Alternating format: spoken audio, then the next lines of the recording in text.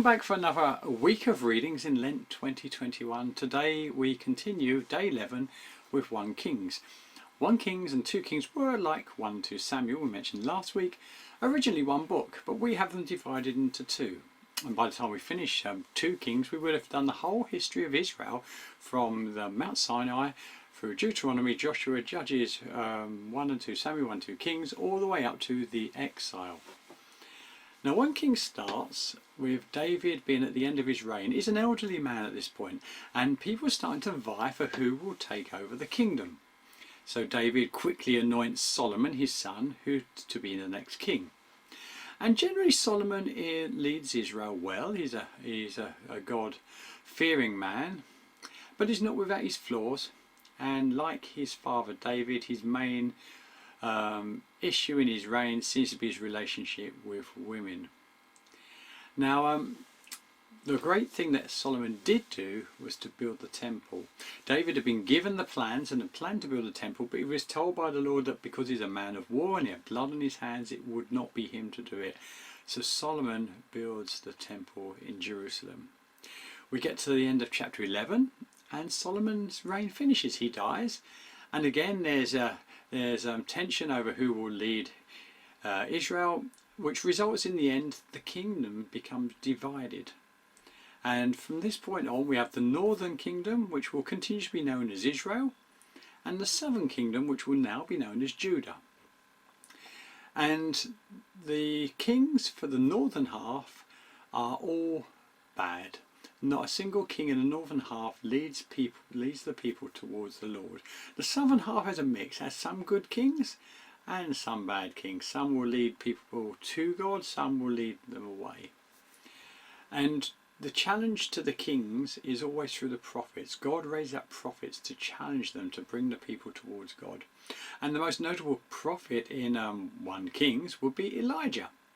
Elijah, that well-known prophet who ministered in the northern kingdom amongst the kings there, principally in the reign of Ahab and Jezebel, who is considered one of the worst kings that they had. And through Elijah's ministry we see a number of miracles. We'll see him raise someone from the dead, we'll see him pray that rain would stop, we see him pray that a small jar of flour and flask of oil will continue and not run out through famine.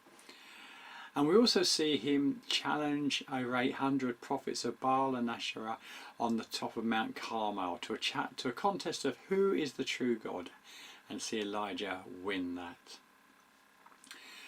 Now the passage I want to read is at the start of Solomon's reign, where God gives Solomon a choice to choose whatever he wants. So we're going to read that from 1 Kings chapter 3. At Gibeon, the Lord appeared to Solomon during the night in a dream, and God said, "Ask whatever you want me to give you." Solomon answered, "You've shown great kindness to your servant, my father David, because he was faithful to you and righteous and upright in heart. You've continued this great kindness to him, and have given him a son to sit on his throne this very day. Now, Lord, my God, you have made your servant king in place of my father David, but I am only a little child. I do not know how to carry out my duties. Your servant is here among the people you have chosen, a great people, too numerous to count or number. So give your servant a discerning heart to govern your people and to distinguish between right and wrong. For who is able to govern this great people of yours?" The Lord was pleased that Solomon had asked for this. So God said to him, "Since you have asked for this, and not a long life or wealth for yourself, nor have you asked for the death of your enemies, but for discernment in administering justice, I will do what you have asked. I will give you a wise and discerning heart, so that there will never have been anyone like you, nor will there ever be. Moreover, I will give you what you have not asked for, both wealth and honour, so that in your lifetime you will have no equal among kings.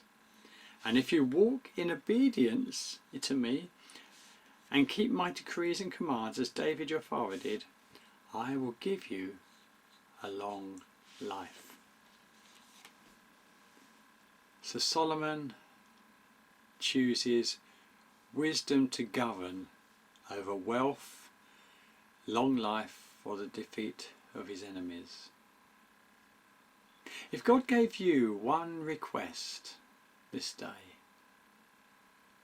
what would you ask?